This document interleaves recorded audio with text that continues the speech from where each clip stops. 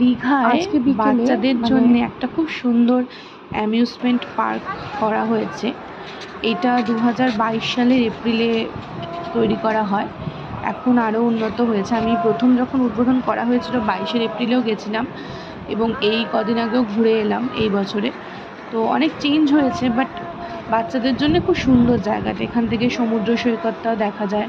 খুব সুন্দর আলো দিয়ে সাজানো, গেমিং পার্লার আছে, টয় ট্রেন আছে, তারপর আমরা যেটা এখন খুব উঠেছে টার্কিশ আইসক্রিম, যেটা ওই ম্যাজিকের মতন করে আইসক্রিম দেয়, ওইটারও একটা স্টল দেখলাম। আর বোটিং করার সুবিধা আছে। এই আমার ছেলে আসছে বাবার সঙ্গে হেঁটে হেঁটে। তিনি নতুন জামা পরেছেন, বেড়ানোর উপলক্ষে নতুন জামা প্যান্ট পরানো হয়েছে। আর এই পুরো রাস্তাটা না আলো দিয়ে সাজানো, খুব সুন্দর।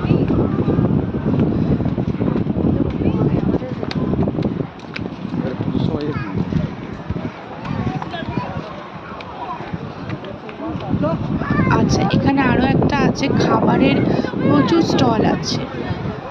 এই খাবারের স্টল, এই যে জায়গাটাতে এখন আমরা উঠবো, এইখানটা না খুব সুন্দর আলো দিয়ে সিঁড়ির মতন স্টেপস করা, বাট অ্যাকচুয়ালি এটা জাস্ট একটা ওঠার ওভারব্রিজ মতন, বাট আলো দিয়ে এত সুন্দর করে সাজানো যে দেখলে মনে হবে যেন সিঁড়ি, বাট অ্যাকচুয়ালি জিনিসটা সিঁড়ি নয়।